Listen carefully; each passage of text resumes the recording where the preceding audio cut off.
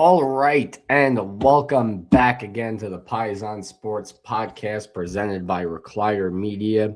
Dante DePlasso, joined as always by Zach Deal of What's the Deal Sports. So I've got to ask, what's the deal with Josh Allen? He loses yet. I knew you were going to say this, and I'm going to shut you down because you're just I want to end the podcast. I actually was plotting on you trying to deflect Jalen Hurts' playoff performance. No, we're about to get into the Eagles. No, we're not going to talk about Josh Allen, so just change the What's the Deal segment. You're part of the problem then. You're part of the problem. No, you're part of the problem. You're part of the problem. I think it was a minus 10,000 betting line. Loses yet another playoff game, and everyone acts like he's the second coming of Jesus. You're just trying to talk over me when you know I'm correct because you're the problem with the Philadelphia sports space of like, all right, Jalen Hurts just can't even complete a pass in the second half, and the offense looks completely terrible. But let's talk about Josh Allen for some reason, who's in the AFC, not even in the NFC. So you're actually what I was trying to get to is the discourse surrounding Josh Allen. Oh, bro, you're stuck on the Eagles Twitter. That's why you see that. That's all you see. Because I literally knew that somehow this What's the Deal segment was going to turn into a Josh Allen versus Jalen Hurts segment. That's why I'm actually mad. I wasn't even going to compare him to Jalen Hurts. I was not going to mention Jalen Hurts' name at all. You're the one bringing up Jalen Hurts with this. Why are you bringing up Josh Allen? That the media refuses to give him any discredit when he comes up short year in and year out in the playoffs. I do? No, I said the media. I think everybody's on Josh Allen, but we're a Philadelphia-based sports podcast, and we're supposed to be talking about Philadelphia sports and the team. Yeah, but I can't really think of what's the deal with Philly sports. I mean, it's like I could have done like what's the deal with the Eagles, but it's like I don't know. It's not like hyper specific enough to a certain thing. But yeah, I mean, let's just played out. Annoying people probably just turned off the podcast listening to that because they just No, I think they turned it off once you stopped me from slandering Josh Allen. The people want Josh Allen slander because he deserves it, and he doesn't get enough of it. I think people want to talk about the Eagles and what's actually going on. And we'll talk about the Eagles. I was just opening up with the What's the Deal segment. What's the deal with you not holding the Eagles or Philadelphia team's accountability, and then you try? We hadn't gotten to the Philly team yet. This was just on a separate note. You don't really have it for baseball, though. You don't I guess the Dodgers as a whole, where you try and get on the Braves or the Mets, but you don't really have a player you do it with. You do it with Jokic and Embiid, and you do it with Josh Allen and Jalen Hurts every single time. You're the one who brought up Jalen Hurts. I did not say a single thing about you on a Philadelphia sports podcast, and we're supposed to talk about Philadelphia sports mainly. And then you're the one who is always saying we should do more general topics. I know. I like talking about general topics, but when except for if I'm coming at your boy, apparently. Coming at my boy, I'm a known Josh Allen hater. I just think it's unnecessary when there's issues in Philadelphia that we need to discuss. It's not unnecessary. He deserves all the slander. All right, let's talk about let's talk about the Eagles quarterback, who I'm a supporter of, but who is the real issue of some of the Eagles' problems. Let's talk about Jalen Hurts. How do you feel about Jalen Hurts right now? Because we can look at this as a outside. We can look at a closed-in scope lens of what happened with the Eagles this year, because the season has ended officially. We don't have to go week to week and dissect each performance, but we can look at it as a whole. We can look at the playoff performance, or we can just look at different sections or different quarterly of how they did the first 4 games, or we can break it down in a bunch of different ways. So as a whole, where do you stand with the Eagles offense moving forward without an offensive coordinator and with severe issues, not only in the run game, in the passing game, and with the offensive line? Well, I guess there is a few different ways to look at it. Number one thing that is clear, when you look at how the Eagles offense got worse as the season went on, one thing we do know, one change that was made with the offense is Nick Sirianni got more involved, and that's when the offense got worse. Now, I'm still a huge Nick Sirianni supporter. I think as a head coach, as a locker room leader, as a leader of men, as a character builder, I think he's excellent, and he's been to 2 Super Bowls, and he's won 1. So I don't want it to sound like I'm saying I don't like Sirianni as our head coach, but in terms of him getting involved in the offense, I don't like it. And when they started offering the offensive coordinator position, it's been stated that they've offered whoever joins as offensive coordinator full reign of the offense. So they're already in agreement to keep Nick Sirianni out of the offense. So I think that is one thing, that is one glaring takeaway from this season, is that Nick Sirianni should not be involved in the offense whatsoever. I mean, I think the coach is always going to have a say on that side of the ball. I mean, you see a lot of defensive coordinators getting jobs, like Robert Saleh got the Titans job over last night, but he's also going to call plays, and that's something sometimes that defensive-minded head coaches don't call. I think any offensive guy wants to have some sort of touch on their offense, and I don't really believe that Kevin Patullo was just running these plays entirely by himself the entire season. I think it was based off of a formula that worked for the Eagles in the past that wasn't working this specific season, but a lot of those tendencies were built off of things that Nick Sirianni has done since he's been the Eagles head coach. But there was also a lot of things that the Eagles haven't done since Nick Sirianni has been a coach. One of the things I tweeted, it's not a major deal, but it's just something that you have to question yourself. You see how unique the 49ers were using Deebo Samuel as one of the best run after catch players in the entire NFL at his position, even using him in the backfield as a stock running back at times. A.J. Brown has 0 carries, and outside of that, we already know the Eagles have issues implementing a screen game. That's something that they didn't have. They had been one of the best. They tried way too hard to do it with what's his name in 2023. I always get his name confused with the other B. Johnson. Brian Johnson. I was going to more. Yeah. I thought you were going to specifically talk about the personnel, as in you have one of the best screen running backs in the entire game in DeAndre Swift at one point in time, and you never throw him the ball in the backfield. Also, the same could be said with Saquon, who we talked about before, had 91 catches as a rookie when he was in New York. Well, Saquon, listen, one thing I'll say about Saquon, he struggled with drops this year. And he also had one in that playoff game. And that's another thing to talk about with that playoff game, is the drops really killed them. I felt like you can't have 2 drops on the final drive to try and win the game. I think some of the drops go both ways, though. Like, it was either a flat-out drop by the receiver or a pass that was off target from Jalen Hurts. Like the Devontae Smith drop, that would have been a tough catch. The AJ Everyone Brown thinks drop, that's crazy. I mean, if you saw, I think the dude's name's Malik Mustafa. He's one of the most absolutely, I think dude has less than 5% body fat on his entire body. He's hunking down on Devontae Smith, about to give him an absolute, possibly a concussion if he follows through with that and he catches that ball. So I'm not saying, if you get both hands on the ball and you're a receiver of the caliber of Devontae Smith, I expect you to catch the ball, but that didn't happen. But just going back to, there's been certain things that the Eagles offense hasn't done. They haven't implemented a screen game. Not even just A.J. Brown. I mean, you see it with Dallas Goedert. They run the screen game and the short passes to Dallas Goedert. You see how effective it is. He had 11 touchdowns this entire season. A lot of those coming with the best part of the Eagles offense this year was the red zone offense. And when they were able to get there, and it was mainly when the defense gave them a short field and set them up in that territory, but they just don't get the ball in their playmakers' hands enough. And I think it's just interesting that that was such a huge part of us growing up as Eagles fans, watching Andy Reid implement the screen game with the receivers and the running backs, and that's just something that they don't do. And a guy like A.J. Brown, who had, I think, 54 catches as a rookie with the Tennessee Titans and went for over 1,000 yards. So he's a big play receiver, obviously, and you just don't find creative ways to get the ball in his hands. And the same could be said about Devontae Smith. I feel like they run a little bit more to Devontae in the short game than they do with AJ, but also they'll put like Devontae Smith as like a lead blocker in the wide receiver screen game for somebody else. And it just doesn't really make sense why they do stuff like that. So there's certain little things that help an offense flourish. Like if you saw, I forget which game I was watching. I think it was the Rams or the Bears game. I forget which side it was. It was either Ben Johnson or Sean McVay, 2 of the known best play callers in all of football, and they ran literally the same play 2 times in a row, and there was just like a little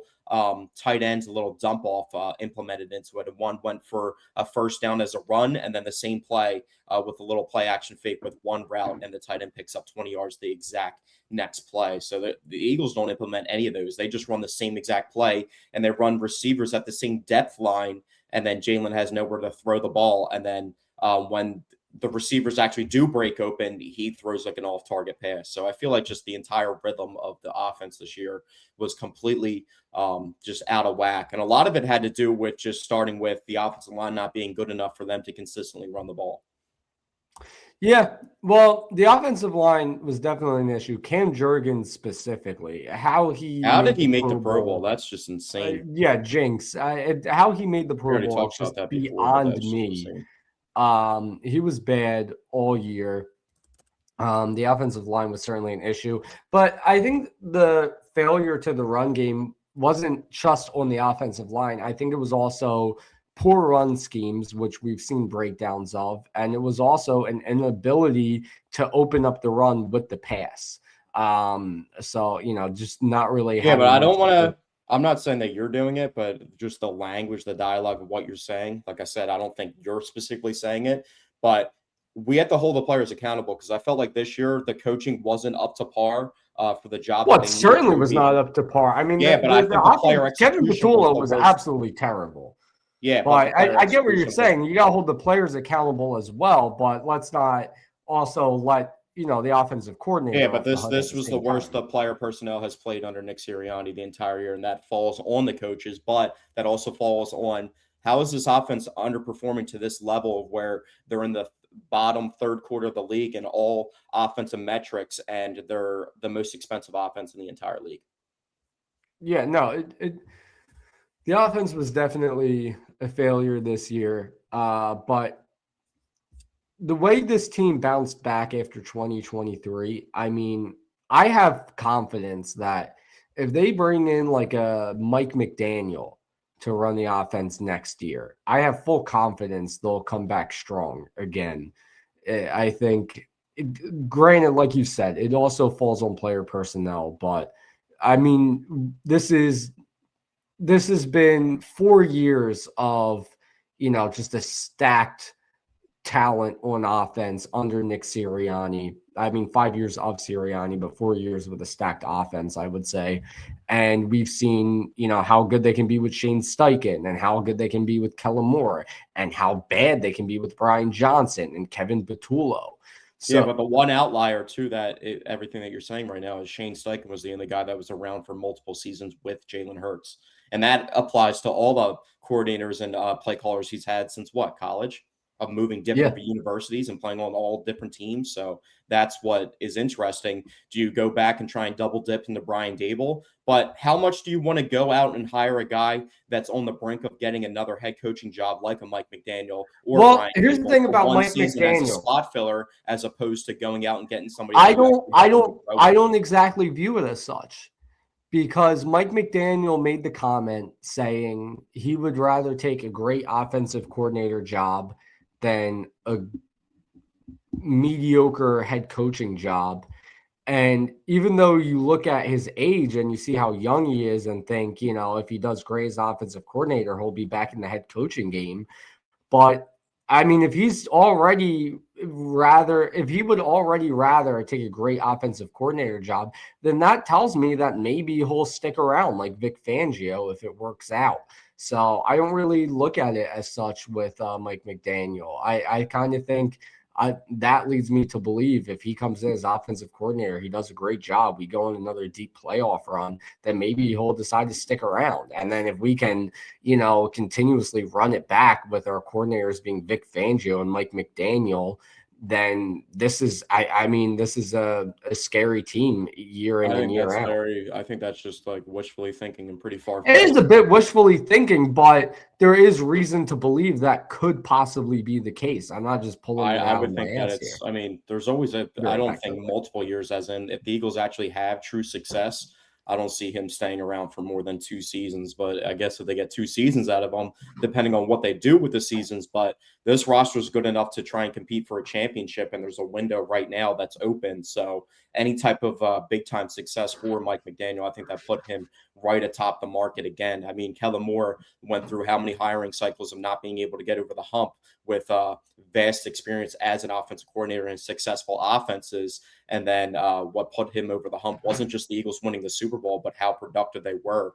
And their pass game still had issues, and he still was able to land a job with the New Orleans Saints being able to have that effective of a run game. So I would like to bring Mike McDaniel in, and I'm not opposed to bringing in a guy like that. I'm just asking the question, is it smart to do that? Because I think Yes. Mike McDaniel and Brian Dable are two guys that will be right. It'll be like a water slide as in they'll go with Philly, they'll have success, they'll at least win a playoff game, and they'll be right back in the pool as one of the hottest names in the hiring cycle next year. But I mean, if it's a solution that helps utilize this championship window, which we don't know how wide that window still is now. I mean, that's a nice little promo for Castle Windows right now on the podcast. But we don't really know exactly how open this window is of championship minutes. We haven't really even talked about this roster and the decisions they have to make in the offseason, because now the offseason's here and there's names like Dallas Goedert, AJ Brown, obviously his name's floated out there, but I think that's a backwards move because you lose money regardless getting rid of him this year, and you get worse as a team, even though he seems like his play and production is declining a little bit. You still have to figure out Dallas Goedert, your third receiver, which you don't even use, which may have issues trying to fill this void, a third receiver in Jahan Dotson, because if he doesn't resign, maybe he wants a bigger opportunity. One thing I will say about third receiver, this might not allow the Eagles to fill that void, because who wants to come here and get 25 targets in a 17-game season and not be used at all? That's the third receiver in the Eagles offense. I feel like, talking about third receiver, in the later part of the year, it seemed to me like Darius Cooper was getting more targets than Jahan Dotson. I think we saw he's a physical receiver. He matches up like to AJ Brown. Yeah, I mean, listen, I think no matter who they bring in as third receiver, I think they're just not going to get many targets regardless. And I really like what I see out of Darius Cooper. I do not hate moving on from Jahan Dotson, letting Darius Cooper be your wide receiver 3. Then you also get Johnny Wilson back next year. He can be the wide receiver 4. So I don't really see a need to hang on to Jahan Dotson. Speaking on AJ Brown, though, I agree with you fully. I'm not on the trade AJ Brown boat whatsoever. Like you mentioned, they would have to eat a ton of money to get rid of him. Sure, he's declined a little bit, but even with the level AJ Brown is at post decline, he's still better than most of the wide, if not all the wide receivers you can go out and get in the offseason.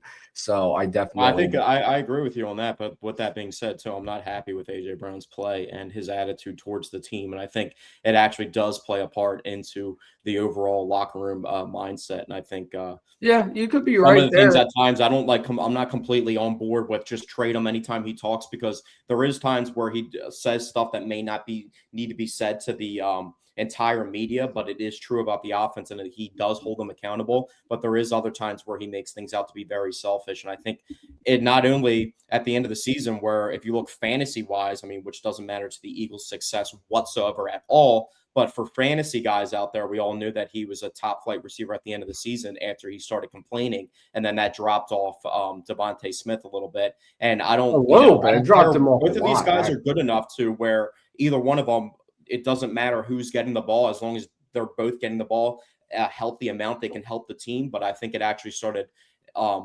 making the team worse by specifically targeting him on certain plays. And there's certain plays that are just head scratching that he makes, like we're not even talking seasons ago, where he's making literally less than a calendar year ago that he just didn't make, like that sideline pass that he dropped on third down in the playoff game versus the 49ers. And it feels like we didn't specifically talk about the game. We talked about in the beginning about how we can look at this, the Eagles situation from a long view of the entire season, or put the lens on the game itself. And let's put the lens on the playoff game real quickly. They missed a huge opportunity, not only being the favorites in that game, which, I mean, Super Bowl champions in most situations are going to be the favorite in a wild card situation the following season, regardless of what happened. But, I mean, this 49ers team was limping into the game and got hurt, even more significantly hurt. Their best player, arguably besides CMC, got hurt in the game, and the Eagles still weren't able to capitalize. Yeah, no, listen, the game was an absolute disgrace. It definitely was. The thing is, and not to like brush past it or anything, but the way I felt after the game, any other time the Eagles have lost a playoff game, I've been miserable, upset, pissed off. But coming off of a second Super Bowl victory, it really doesn't hurt as bad. No, I felt bad about the game, but I'm never happy about the Eagles losing, especially in the playoff scenario, but it was almost justified because I knew change was going to come with Yeah, the loss. And I that's didn't want them to that's put a another band-aid. great point. I didn't Is want them to put a band-aid over it, acting like, oh, we won a playoff game and we still had all these issues, and then go out and get beat really bad this past weekend. Because, I mean, it's one thing to mess around in the wild card round with a team that's banged up like the 49ers, let them stay in the game, and you're winning the game the whole time, then they win. If they would have advanced to this next round and played like that, they would have lost by 3-4 possessions. yeah, and that's the thing. It's going back to sort of the pattern with this franchise. It's like in 2021, they get destroyed in the playoffs, right? They make changes in that offseason. Then they go out the next year, they make it all the way to the Super Bowl. The following year, they get destroyed in the playoffs. They make changes that offseason. The following year, they win the Super Bowl. So it's one of those things where it's like, it's almost a good thing they lose because, I mean, this was not a Super Bowl winning team with the way things were. So you lose first round, and now changes are to come, much needed changes. And this franchise has given us confidence that when they make big changes in the offseason and address the clear issues, they come back very strong the following year. So I think that's also part of why I wasn't like all that upset either. It's like, all right, I mean, this year we kind of knew they weren't going to win the Super Bowl with all the offensive issues, but now we can get rid of Patullo. We can bring in a competent offensive coordinator. Well, if you're looking at the ticker, not to cut you off, but you're looking at the ticker at the bottom, he's not actually he's relieved of his duties, but he's actually still, I don't He's know. still in the organization, apparently, which I don't even think he's currently with them. I think there's a chance he is back with them. So he currently, I think, is. But here's the thing: we won. I'm not upset with him still being in the organization. I mean, we've won a Super Bowl with him in the organization, so I'm not too upset about that. But also, with the other thing is the changes. There's also negative changes like Christian Parker, our defensive back coach, that just got Cooper DeJean and Quinyon Mitchell to first-team All-Pros this season with his help. He's also interviewing for defensive coordinator jobs, and he's been a hot name on the hiring cycle for quite some time. So he's somebody they could lose. They also allowed their special teams coordinator, Michael Clay, to interview for another special teams job. So I guess they just didn't let's not act like access, but he's let's not act like we have an elite special team unit. I'm not too upset about that. The DB coach, that could definitely be. Well, I mean, we have our special teams unit is elite in a department that does help them save some points on the board, as in block and kick. So maybe that's why. But he also was brought back to the organization, so he's not actually leaving. But there's other names. I think there's different changes that could happen. There's a lot of free agents for the Eagles. We'll probably talk about that in the weeks to come. But real quickly, to just gloss over like a topic that I thought about, all these years that we didn't want to invest in the offensive line early in the draft or the resources in free agency to do it. I mean, they signed Mekhi Becton. That wasn't even in the first free agent cycle. That was, I think we announced the Mekhi Becton signing in April or May before the Super Bowl season last year. So he wasn't even in the original early cycle of free agency, but they haven't really spent money on the offensive line or higher resources because it's been so good and seen top flight and top caliber in the league. But I think those days that generation of the offensive line, I think that's coming to an end. I think Lane Johnson, we're on the back end of Lane Johnson's career. Lane Johnson right now, to me, compares to Jason Peters towards the end of his run with the Eagles, where he's still an elite offensive tackle, but he just really struggles with staying on the field. But I do really like if they, you can talk about, they need to go out and get his replacement in the draft. But, man, I really like Fred Johnson. I'm not going to lie. He's somebody that could be on the market. I think I felt like Fred Johnson didn't play exactly up to his standard of replacement of what he played in the Super Bowl year as opposed to this season, but he was still pretty good coming in for a Hall of Famer like Lane Johnson. But the one thing good about Howie is he gave Cam Jurgens that contract, but he doesn't lock these contracts in for that long. So besides like a Jalen Hurts contract. So I think it was like a 3-year extension. So that could age pretty badly, but he also has experience playing guard. So if they find maybe a better center option, well, we've to anchor seen the middle, Jurgens play great. I mean, it's just what went wrong this year. I well, saw also I think confidence in they played the Jurgens. most amount of game. I mean, they had the most amount of football logged of any team in 2025.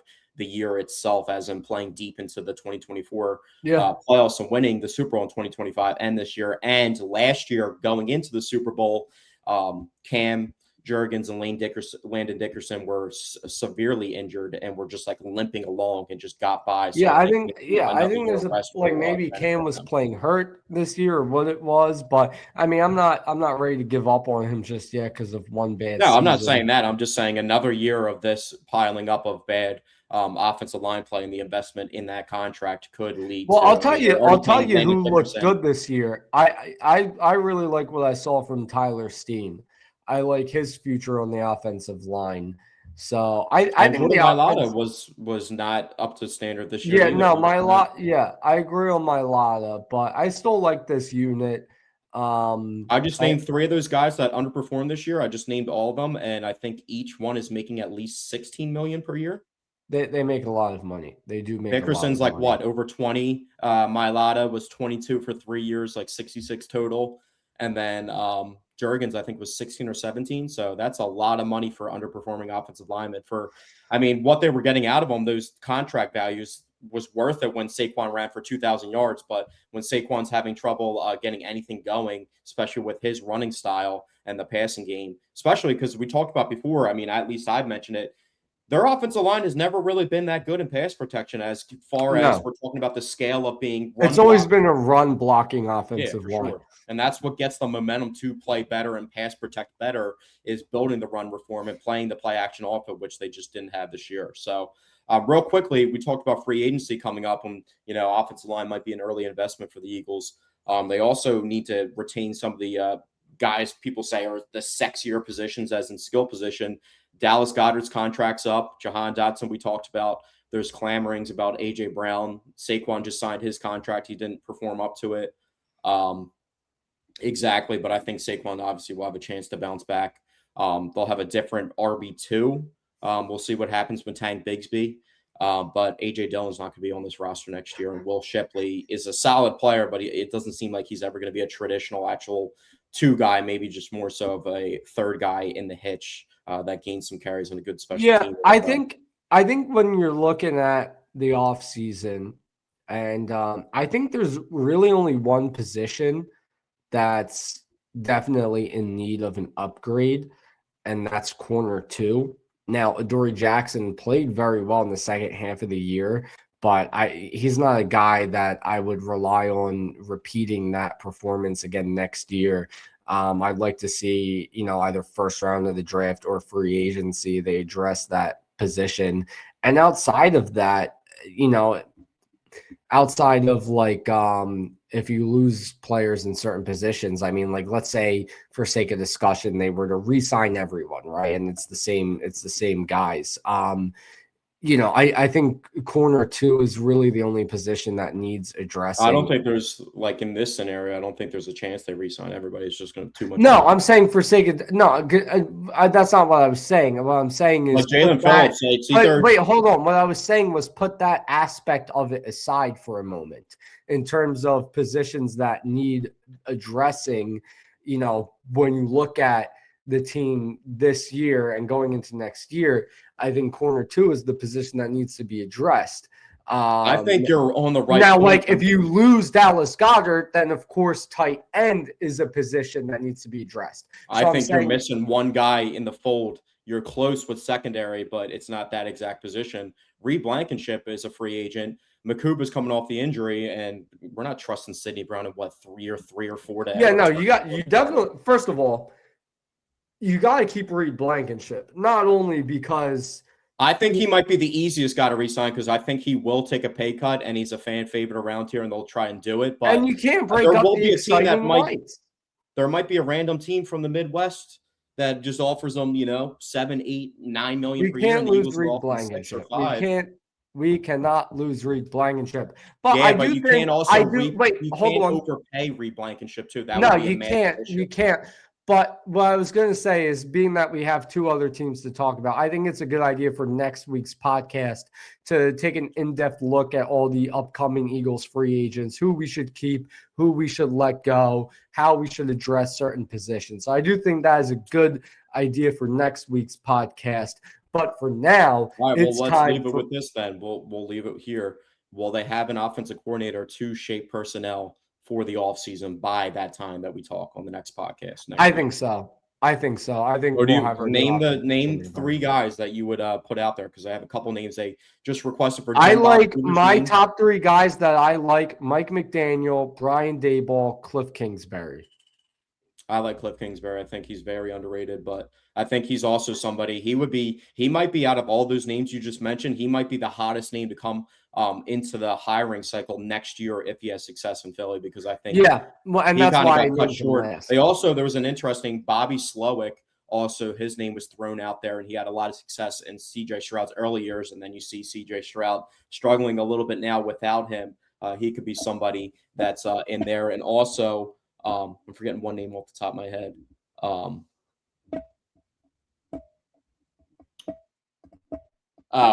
What's his name? I don't know if he's going to leave. I think he might interview. He's interviewing with the Arizona Cardinals. Joe Brady from the Buffalo Bills. I think he might interview for the Bills vacancy already on the staff with McDermott out now. But I think that'd be a name to be interesting. But he's probably going to get hired because he's been somebody who's been a hot commodity since he was at LSU back in the day. But yeah, we'll see what the Eagles situation, but having an offensive coordinator to shape the personnel and doing it as early as possible, because some of these other teams that just got relieved too had issues that kind of were band-aided too, like the Texans offense, that they might want to make changes. And even though I think they just got an offensive coordinator last offseason, but there's teams that just got eliminated from the playoffs that I'm going to be dipping into the hiring cycle as well. So the Eagles should not wait, and they should get as many. But we also didn't talk about that real quickly. Last year, they didn't even interview anybody, which was a massive issue, and you saw what it led to. So them doing their due diligence this year and actually going out and interviewing people, I'm just happy for that, the sake of that in general, because I feel like that was a huge Heisman stiff arm from Nick Sirianni to not allow them to interview anybody, promote his boy, and then you saw what happened with it. So not only that, I hope that after this year, they've decided, okay, we're done hiring from within. It didn't work with Brian Johnson. It didn't work with Kevin Patullo. We're done with that. I hope that's what they've come to. And our jokes about Brian Schottenheimer will just not hit anymore because the Cowboys promoted from within. And did they make the playoffs? No. Yeah. So, but anyway, it's now time for my meatball of the week. And this week we got an Italian meatball by the name of Dylan Raiola, because Dylan Raiola, he transferred out of Nebraska. Pat Mahomes misses the playoffs 1 year, and he said, you know what? I don't want to play with you anymore. He transfers out of the college that rocks the similar colors to the Chiefs over to Oregon. And then guess what happens? Dante Moore decides, I think I'm going to keep playing. And now who knows what's going to happen with Raiola. So Dylan Raiola, you're my meatball of the week. I think we could even dissect it even more into like so many more transfer portal decisions for different teams and what's going on with that. It has to be one of the it's just interesting because he is injured for the entire season. He was out for the ACL, so we'll see how far the recovery takes him to come back for this upcoming season. Definitely a good backup quarterback position. I mean, the tradition of Oregon backup quarterbacks, getting drafted in the NFL. I mean, you saw some of the guys that sat down. Dante Moore was behind Dylan Gabriel when he transferred. Dylan Gabriel got drafted, and then there's a cycle of it going on now. It's not a bad program, but maybe he's just, doing it to preserve himself, and it's going to be a long recovery time. But I don't think those were in the playing cards when he made his initial decision to transfer to Oregon, that Dante Moore would be coming back, especially with Dante Moore's name being floated out with being a top 3 pick. But Dante Moore, I think he upped his stock throughout the season, but not particularly in that Indiana game, and then going against the guy that you would be in the race for the number 1 pick with. And getting outplayed like that definitely wasn't a good look to GM. So I think Mendoza really locked up the top QB spot at the current moment, especially with his performance last night. But Dante Moore is also – could he be a part of this meatball, Dante? Could Dante Moore be a part of this meatball segment? Because he withdraws his name in a draft where he's going to go probably at least top 2 quarterback-wise, and we know any top 2 quarterbacks probably getting drafted at least in the top 6 of the draft. But now he puts himself in the pool of players where one of the most iconic prospects of all time, even though he hasn't lived up to the name yet, Archie Manning Jr. is going to be eligible for that draft, and I think everybody knows that he's going to be, regardless of what happens this season at Texas, he's probably going to be the guy. Well, I disagree there. I don't think just carrying the Manning name is enough to make you, let's say, the number 1 overall pick. I think with Dante Moore returning for 1 more year in college, as long as he keeps playing the way he's been playing, I think he'll definitely be drafted ahead of Arch Manning, unless Arch, ends up having a tremendous season. But I mean, worst comes to worst, he gets drafted the number 2 overall pick. The only thing, here's the thing. 5 years ago, or it might be longer. You might have to go back more than 5 years by now. I don't know. Time slips away from me. So let's just say 10 years ago, I would have said it's stupid to go back to college and not enter the NFL where you can start making money. But nowadays with the NIL deals, he's making what, $4 million a year in college. So to return for another year, you're still making a lot of money. You just go into the NFL the following year. I mean, it's not really a decision that I would necessarily disagree with. Yeah, I agree. I mean, you're making money, and you're preserving yourself to be, having a bad rookie season in the NFL, being thrust into a role and flaring out really quickly. Like a guy imagine the NIL if Josh Rosen was around when he got drafted in that draft, if he could have stayed back a year and just polished his game, got paid, and then just been a top, maybe not even a first round pick, maybe a second round pick the next year. And just, preserve himself from that flaring out and, not being in the NFL very quickly.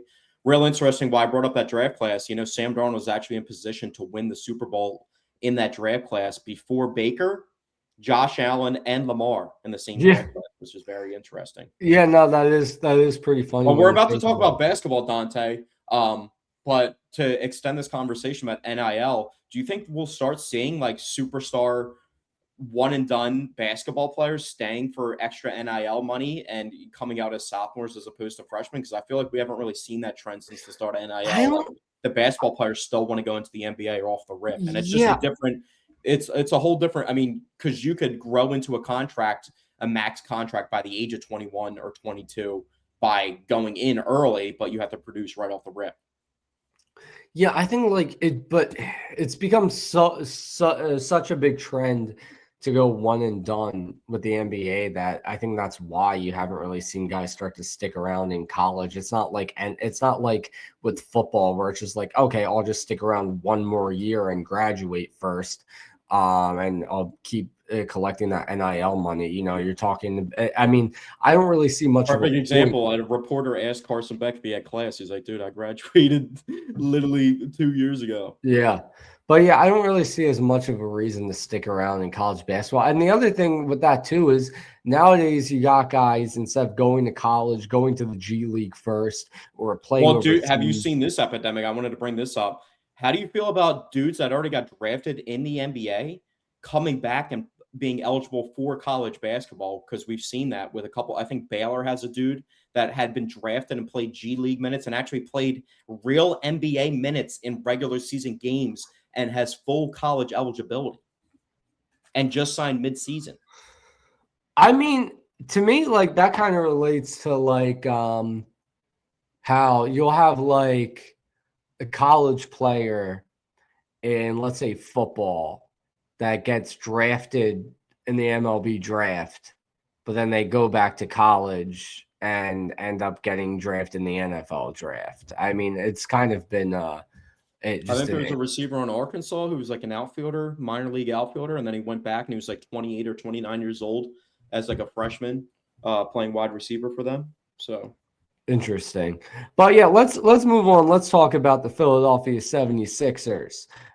Big shout out to our guy Tyrese Maxey. getting his first nod as an all-star starter and getting his second all-star nod. Very well deserved. He's having a phenomenal year. Even had 8 steals in the win last night. 8 steals. Yeah, and for people saying that a small backcourt member like him, I mean, he's progressed to a point where he's undeniably one of the best players in the entire NBA. And Absolutely. not really. He could be more consistent in certain aspects of his game, of certain flows of the game, but the way he's able to heat up and just go completely microwave at times, there's not too many guys in the entire NBA that can do that. So he's really progressed into a phenomenal player and somebody that's saved it. If you see this topic list that we put out for the podcast on the post where it's live, I mean, I posed the question, are the Philadelphia 76ers the most interesting team in Philadelphia right now and the most team to be the most excited about? I don't know. I mean, on paper, they should be. It's not really translating to a ton of wins. They're 23-18. It's a good record. They're middle of the pack in the playoff picture in the East. But I think they're also I don't think they're the effort as in just what they put into the game, as in they'll just Paul George will just be ruled out, or Joel. They're still doing that occasionally. And I think they're just trying to stay afloat, be it make it outside of the play-in tournament and be healthy as a top 6 East team, and then see what their chances are with. But I like how they have different timelines of, I think it meshes really well with the roster. We were really concerned about having an old Paul George with an old Joel Embiid, not on the same timeline as Tyrese Maxey, and then VJ Edgecombe at the complete opposite side of the totem pole. And I think they mesh really well, having all these different experience levels on the team. I mean, the younger guys provide the energy, VJ, when these other guys aren't having it. And VJ's even said it himself, where he's not completely there with his offensive game because they have so many dynamic scorers on the roster. But when those guys need slack, I mean, VJ can really turn it on. And I just that's what I really like about this roster. I think they have a really good timeline of different parts of their career that are actually meshing well together. The one thing I really liked about last night's game was all 5 starters scored in double figures. And that's something that I'm surprised we don't see more of with this starting 5, because all 5 of them are an easy threat to put up double figures any given night. Well, I think what I just talked about, Tyrese getting better at certain aspects of his game. I think he could be a better passer and overall ball handler and facilitator for guys. Because I feel like a lot of the times when he is heat checking, I feel like he just kind of gets tunnel visioned on the rim, and he can put the ball on the rim, obviously, with the best of them. But there is also times where he could make a better play as a facilitator, and he just doesn't do that. And I think you've mentioned it before about Tyrese. One of your criticisms of him is late game decision making, and I think that what I just talked about could help what you talked about with his late game decision making. Yeah. Now, also, by the way, I did just see from 2 hours ago, New Balance announced that Tyrese Maxey will actually be getting his own signature shoe. So there's another shout out to Tyrese Maxey right there, getting his own signature shoe. I might look into. I was trying to think off the top of my head. I mean, he wouldn't be the biggest star with New Balance because Kawhi has a New Balance deal, but I mean, he could be right at the top of the totem pole. It could be, it could be like the Adidas race with Ant Edwards and Damian Lillard. It could be a little dynamic like that with Trae Young and stuff. So, yeah, but moving on from Tyrese Maxey, I mean, the other guy one guy I want to talk about real quickly though, because you talked about the starting lineup, Danny Barlow. You mean Dominic Barlow? Dominic Barlow. I call him. Yeah. His Danny injury Barlow's an old NFL player or something. His injury is actually, I think that's. He took that nasty fall the other day in the game, and that will tie back. Speaking of Tyrese needing to be a better facilitator, speaking of our power forward being hurt, it sounds to me like there's 2 more reasons to bring in the guy I'm saying to bring in, and that's Benjamin Simmons. Dominic Barlow's out. We need a facilitator. We need a power forward. Give me Ben Simmons. Well, he's not injured anymore because he came back right after the injury and was balling versus the Cavs. But he's been playing well. They don't really, Trendon Watford missed time as well this season, so they don't have that. I kind of want to see a Dean Bona play a little bit more of the 4 and be a lob threat to Tyrese Maxey to help him in the facilitation department. A guy that I've been a little bit nervous about and been kind of like my OCD's been kicking in, trying to talk about where he's going to fit in with the team. It seems like they're trying to do everything they can to keep him on this roster and a part of this team and find solutions for him. But for, I think, the second or third time this season, Jared McCain has been assigned to the G League. Yeah, McCain is really struggling to figure it out this year. They were even doing the spurts when he was getting 10 to 15 minutes only a game. They were putting him out there with the starting unit in place of Tyrese Maxey, and it still wasn't really sparking anything. He'd be out there with Joel, Paul George, VJ, at least, and he still really couldn't get anything going. So it sucks because if his offense isn't really going, I don't know how much he can actually truly impact the game. So we'll see what the update is like that. And money-wise, the Sixers are kind of tied to upgrading this roster outside of doing something with one of those big contracts, unless they move Kelly Oubre or Quentin Grimes. So I don't really know exactly how they would improve the roster unless they were willing to get rid of Andre Drummond, which I don't think is something that they should do if they actually do want to compete, especially with Joel's obvious injury history. But the trade deadline is coming. Yeah, up considering I haven't really seen the Sixers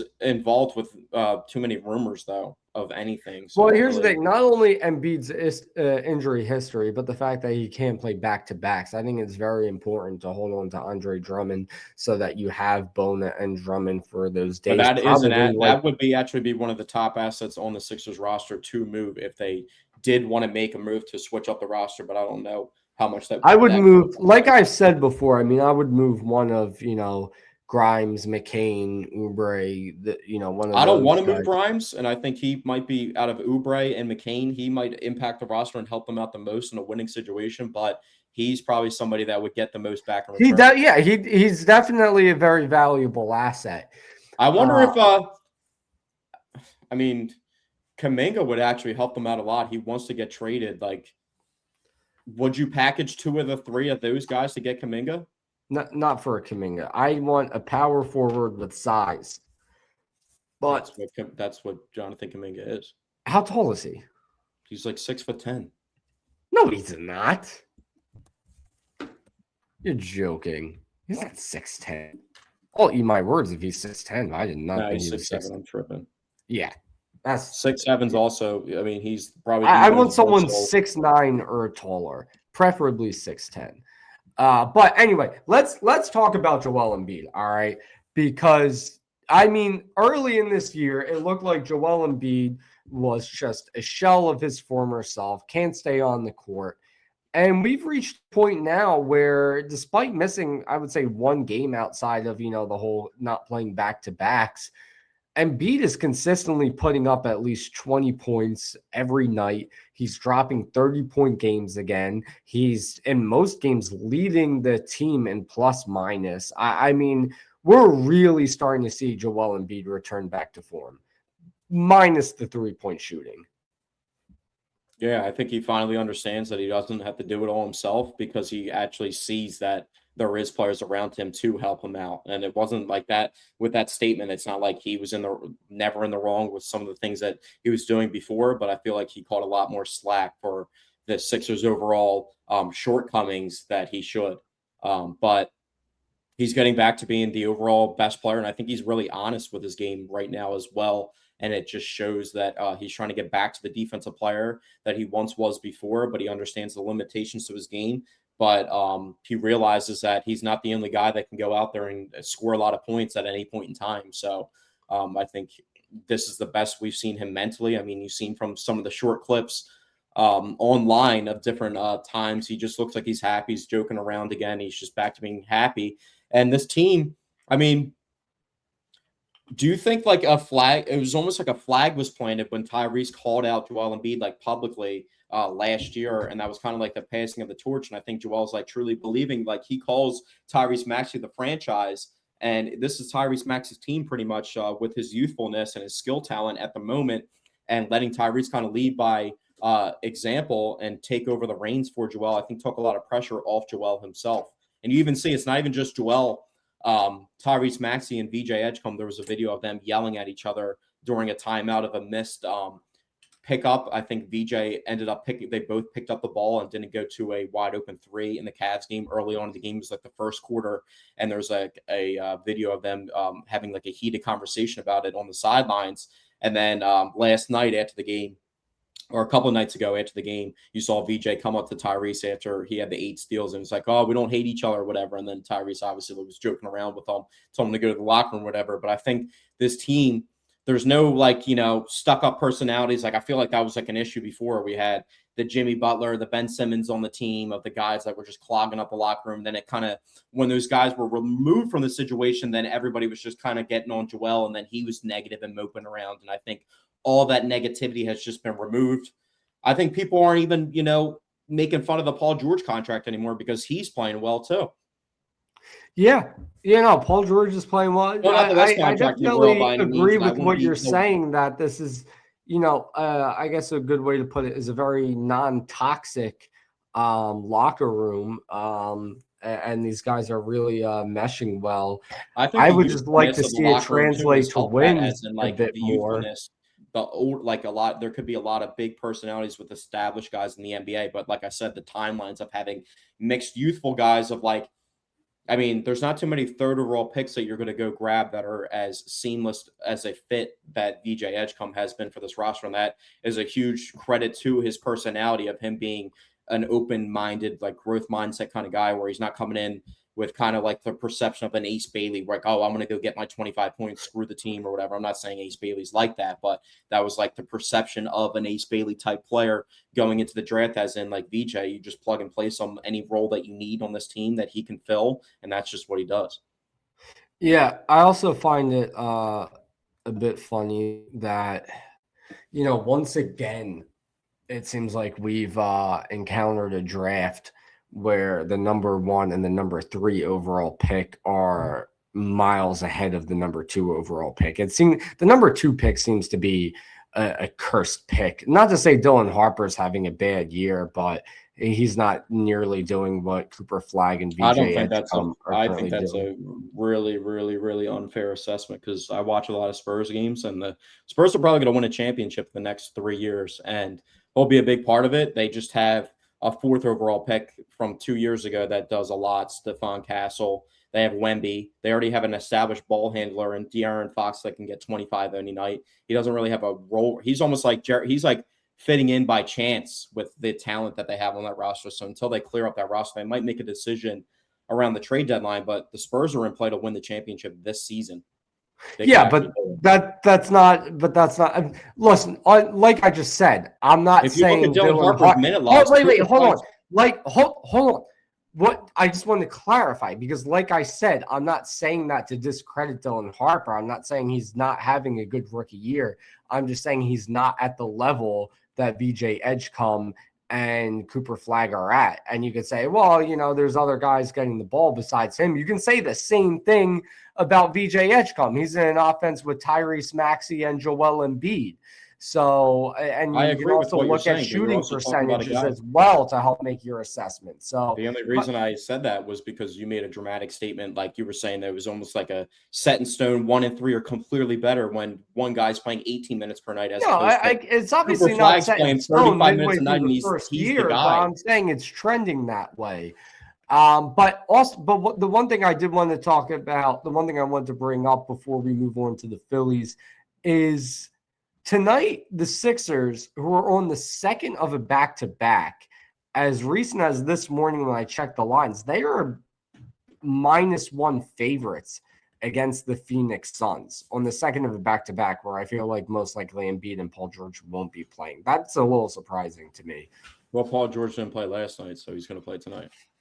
Dude, I might be tripping. I could have sworn he did, but he didn't play last night, so he's going to play tonight. So that's probably why. The Suns have been pretty good this year. I mean, I think they're 26-17, which they would be like a top 3 seed in the East, as opposed to what the Sixers record is right now. Dylan Brooks is going to try and get under some people's skin. Obviously, they still got Devin Booker, but The Sixers match up perimeterly, and then they obviously still have Joel Embiid, and then they still have Tyrese Maxey. So I like there are 3 different phases of what they have going on between all different levels of the basketball team to match up with anybody. I was pretty upset that they dropped 2 like that to the Cavs in back-to-back games playing them, because I felt like they had opportunities in both the games and they kind of just blew it a little bit. And I think, like we talked about before, that might be an issue with late game. They still need to figure out who the guy is who is going to get those big time buckets in late games and not just be so indecisive about it. And someone has to take over for real. But I like the position the Sixers are in right now. But we started off with you saying that it's not translating to as many wins. And I actually do agree with that. I think they should be in a better spot than they are currently and capitalizing on what's going on in the East, but they aren't doing that right now. So hopefully that upticks and they get themselves. I mean, they should have a home playoff game for the first round of the playoffs, a home court advantage for the first round of the playoffs, in my opinion. I think that's very obtainable. Yeah, I think the 4 seed is definitely attainable for them, and I think it's definitely a possible reality because although it's not currently translating to wins for them, I'd be surprised if it doesn't eventually start to translate into wins for them with how much talent they have on the court and how much better they're starting to work as a cohesive unit. So I think I would be a little surprised if they don't finish top 4 in the East. I think, and currently you could say they're exceeding my expectations because if you remember when you asked me at the start of the year what I thought the expectations were for the Sixers, what I did say is that I thought they had a very high ceiling and a very low floor because, I mean, who knew what you were going to get out of this team going into the year? I said any number seed was a possibility for them, 1 through 15. But I did say more than likely they would finish around 7th, 8th in the East. And currently they're exceeding that expectation. But I do think top 4 is certainly a possibility. But let's now move on to the Philadelphia Phillies because some things have transpired with the Phillies. Ranger Suarez has signed with the Red Sox, not the Mets, which is definitely a good thing. I mean, with how much money they offered Ranger Suarez, I think the Phillies made the right move, not getting into a bidding war just to keep him around. They missed out on the Bo Bichette sweepstakes, and they've brought back for another few years JT Realmuto. Why'd you just freeze it like that and then just not mention you set up the whole first part like it was nice that Ranger didn't sign with the Mets, and then you didn't even mention that we missed on him and then he signed with the Mets. Yeah, but that's not the same as losing a guy you've had on your roster for many years going to the Mets. We lost. We almost and when you look at the Mets, with them acquiring Bo Bichette, they also lost Pete Alonso. So it's not like the Mets, here we go. Pete Alonso is good now since they lost him. You cut out there. What was that? I said, now Pete Alonso is good. No, you brought this up previously, and what I said was I never said Pete Alonso was bad. What I said was I hated him. That doesn't mean I think he's a bad player. I never would have said Pete Alonso isn't a great player. I just hated him because he was a Met, which is a fair thing to say. No, I used to say he sucked. I could pull up clips for the podcast, but we don't need to argue. I never said. You said we already had that discussion about you trying to say Pete Alonso was good after that, so I already brought that up. But yeah, they lost out. I mean, they offered Bo 7 for $200, and he signed for 3 for $126 instead.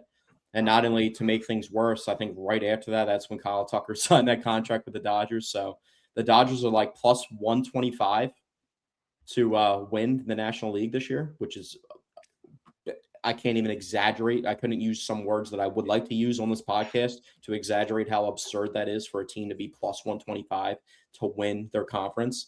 And you know what the crazy thing is? To me, plus 125, those are good odds. That's what I'm saying. It's crazy. The Dodgers to win the NL, those are good odds. I made a post about it, and I said it's the craziest part is it's almost justified that these are the odds. I would say they should be. I would almost argue they should be minus 1,000 to win the National League. So we'll see how that all plays out. There was one name that became interesting. We talked about pitchers. We already know that they have two bad pitching contracts. Taijuan Walker's contract, I think, has a year or two left, so it's not as bad as it once was, but it's still a bad contract and hard to get rid of.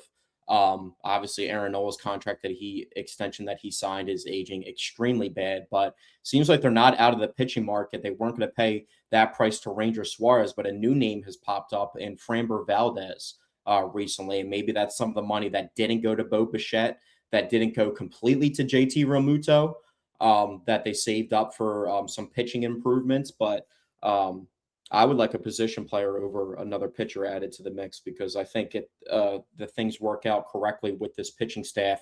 And we see a little bit of improvement from last year, particularly, and a little bit more consistency and just overall good health from Aaron Nola, which he's been really durable in his career. I think the pitching will be good enough, but they need better bats in this lineup. Nick Castellanos is still on the roster too. Another guy that's his contract looks like it's going to be tough to move on from. And the rumors are the Phillies are going to have to eat like 17, 18, 19 million of the $20 million contract left on there to move on from him. We'll see what happens with that. But maybe he's a part of the plan still after the offseason didn't go back. And the thing is, I like Castellanos as a player, and I like JT. And me being frustrated about the Phillies missing out on Bo Bichette and signing JT had nothing to do with JT itself. It's just more so that your offseason is going to come down to saying that we're not saying, I mean, it's clear as day, writing on the wall that we need improvements to this team, specifically in the lineup, the 1 through 9 that has underperformed, and missing out on a guy like Bo Bichette. I don't know how involved they were on the Kyle Tucker sweepstakes. There was rumors last offseason about Pete Alonso, but there was nothing really this offseason, missing out on those guys. Signing Kyle Schwarber back, signing JT back, and then if you keep Castellanos, all players that I do like, but that also just you're running it back with the exact same roster. Yeah, I agree with you 100%. I think they have plenty of depth at pitcher. I don't think going out and replacing Ranger Suarez is as big of a need as bringing another bat. I mean, Adolis Garcia was a good signing. Bringing Bichette would have been incredible. And then obviously in that situation, you would move on from Bryson Stott more than likely. Dombrowski did state today that he's content with what they have, which I think is just idiotic. But are we not given there's no credit to give Dombrowski because this is stuff that we were the last team. I hate to talk in like the we sense, but the Phillies were the last team in the MLB last year to bring up a prospect into the MLB. Are we kind of just like downplaying Aiden Miller, Justin Crawford, and Andrew Painter? I'm not downplaying them. Well, when I talk about the pitching, I'm referring to Andrew Painter. When I say they have great depth, I expect to see Andrew Painter in the majors.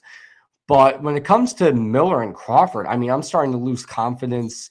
Not really with Miller because it's not like he's been ready to get called up, but with Justin Crawford, I'm starting to lose confidence they're going to bring him up.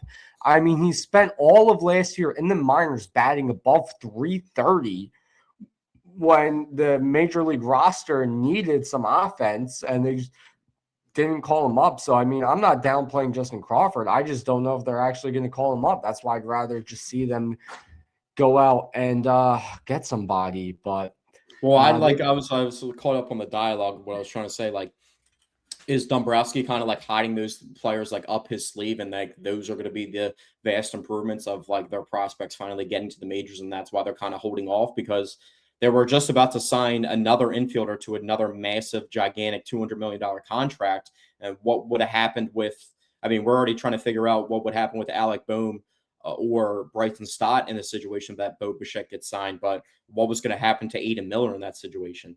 And maybe I kind of see it more so like they're holding off on the outfield. They're going to try and get rid of Castellanos if possible. They signed that Brian De La Cruz guy like as a minor league contract guy that could possibly be brought up that has some pop, but are they not going out and trying to get like a Harrison Bader because Crawford's going to come up to the majors and they're trying to get rid of Castellanos? Because we don't bring up Adolis Garcia enough, but there was almost all three positions in the outfield could get replaced in any scenario this offseason. So it's not like they like adding one guy to the mix like completely solves their issues. What you're saying does pose a good question, and that is, what is the outfield going to look like next season? Are you going to have an outfield consisting of Garcia, Marsh, and Crawford? Is Castellanos going to somehow end up sticking around? Are you going to have an outfield of Rojas, Marsh, and Garcia? Like, how exactly is it going to shake out? So that is a great question to pose. But we will continue to see how the offseason shakes out and react accordingly. If Rojas is back as our starting center fielder before Crawford gets his opportunity in center field, oh my, I might have to start diving into the Italian bloodline of fandom and start looking at the Yankees or a different team. Don't even speak that way. Don't even speak that way. But if Rojas is somehow starting in the outfield to begin the season and Crawford's not getting an opportunity, I have no clue. I mean, Dave Dombrowski's contract's up at the end of the 2027 season. It might be up sooner than that if he begins to make decisions. It wouldn't shock me. It would not shock me. But Andrew Painter was coming off an injury, so maybe slow playing his development. Well, they slow played him enough last year. I think now it's time. I mean, they had a lot of investments in the infield, and Aidan Miller wasn't himself exactly ready, but the talent of what he could possibly provide for them. There was a conversation about it for last year at times, but especially with when Alec Boone was also hurt. One guy to not forget about, in my opinion. I think he's, despite the fact that he was just drafted, I think he's so close to being MLB ready, and that's Gage Wood. I thought you were going to say Dante Nori. That's another guy too, but I mean, I don't think we're far off from getting. But did the Phillies screw themselves in trading Eduardo Tait to get stuck with this JT contract? Because, like I said, and you know what? That's something we talked about when it happened, and then Duran was so good that I was like, nope, right decision. But now that we're like stuck. Yeah, well, when you look at it from like Duran's perspective of getting him back, but do we think about trading Mick Abel for Harrison Bader, and Harrison Bader not being on the contract or not being on the roster anymore, and that just not, there's a loose end there, as opposed to like you get the best reliever back in all of baseball and Johan Duran. I mean, it was worth it. But there is decisions. I mean, Tait wasn't the first catcher that turned out to be he's not a finished product by himself. He still has to get to the majors and everything, but he's a big prospect with 18 years old. I mean, lots to like about him, but they traded Logan O'Hoppe, who has been seen as, on one lens, he's one of the worst defensive catchers in the league, but he's also a very productive offensive player in the MLB for the Angels right now. So a lot of questions still to be answered, but we're not even that far off of the Phillies getting back into action here. So I think it's interesting that Castellanos is still on the roster as we creep closer to February. Yeah. But I don't know. We'll react to hopefully more updates next week. We'll see. There should be, we'll see exactly where the Phillies are at. I don't know if there's going to be anything of significance. I mean, there is rumors, like I said, with Framber Valdez.